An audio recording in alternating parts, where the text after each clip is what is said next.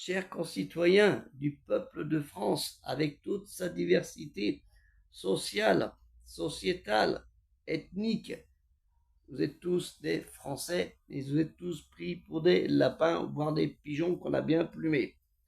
On vous dit, chaque Premier ministre qui vient, le dernier, n'est pas en reste. Ils vous disent, nous sommes endettés. On n'y arrive pas, il faut trouver des solutions. Nous, le pays le plus taxé du monde, nous, le pays le plus dépensier du monde, on vous dit, nous sommes endettés, on n'y arrive pas. Nous, le pays où on place les copains, ça nous coûte des milliards, que ce soit dans les ministères, des milliards, des dizaines de milliards, dans des ministères ou des administrations avec des noms bizarres, où rien n'en sort, naturellement, où des élus municipaux placent les copains aussi. Il faut bien se protéger.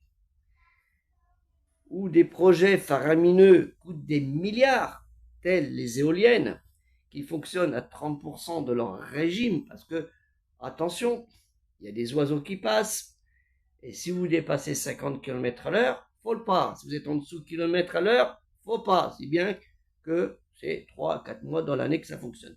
Des milliards de dépenses inutiles qui coûtent plus cher que ce qu'on nous dit. Il faut rembourser 60 milliards. Eux, ils ont dépensé 100 milliards chaque année là-dessus, voire même donner des milliards à des pays qui n'en ont peut-être pas besoin, comme la Chine, 1 milliard tous les ans, et aussi, comme on dit, pour certains autres pays, pour faire du parrainage.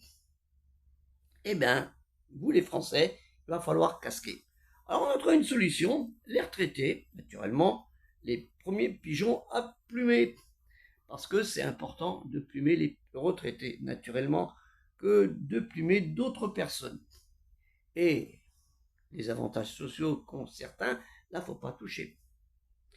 Attention aux mutineries, attention aux incendies, etc.